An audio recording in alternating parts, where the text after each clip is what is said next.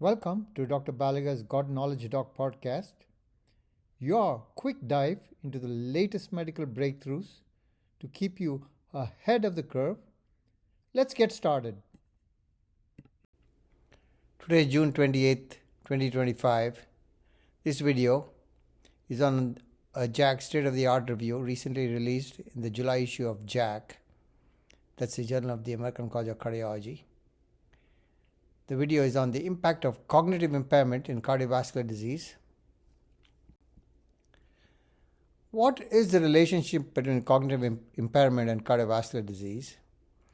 They share overlapping risk factors and mechanisms such as high blood pressure, inflammation, and cerebral hypoperfusion.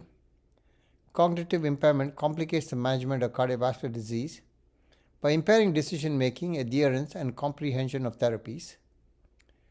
What types of cognitive impairment are commonly seen in cardiac patients?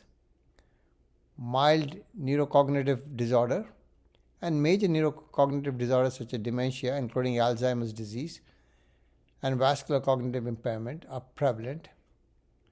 Mild neurocognitive disorder may be reversible, while vascular cognitive impairment often results from vascular insults like infarcts. How does cardiovascular disease impact cognitive function? Cardiovascular disease can worsen cognitive impairment via low cardiac output, microemboli, and shared vascular risk factors. Conditions like high blood pressure, heart failure, and atrial fibrillation are independently linked to cognitive decline. Why is cognitive screening important in cardiology practice? Early detection of cognitive impairment can inform treatment plans and mitigate adverse outcomes. Screening tools like middle mental status examination are useful, particularly in high-risk patients. What are the key strategies for managing cognitive impairment in cardiovascular disease? There are multidisciplinary approaches, including risk factor optimization, exercise, cognitive training, and appropriate use of medications such as statins, anticoagulants, and antihypertensives. Can invasive cardiac therapies benefit patients with cognitive impairment? Yes, selected patients with mild cognitive impairment may benefit from TAVR and revascularization. However, risks like post-procedural delirium must be weighed carefully. My own opinion is possible that the Watchman device prevents microemboli from the left atrial appendage and may be helpful in patients with atrial fibrillation. What role does digital health play in this space?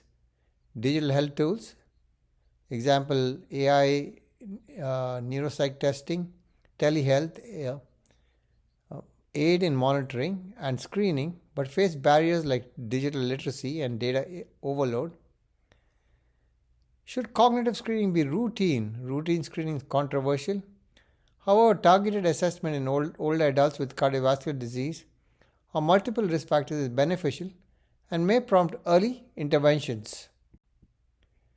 What are the strategies for managing cognitive impairment in cardiovascular disease?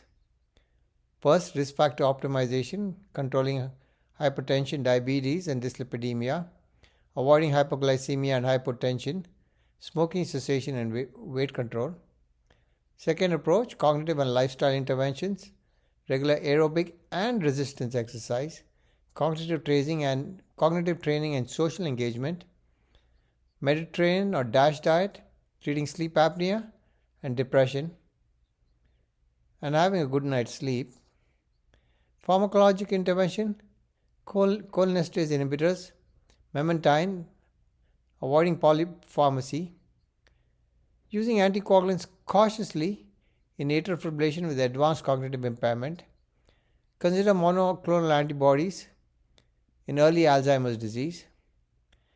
The approach is a multidisciplinary approach involving geriatrics, neurology, cardiology, primary care, and integrating digital tools and initiating advanced care planning.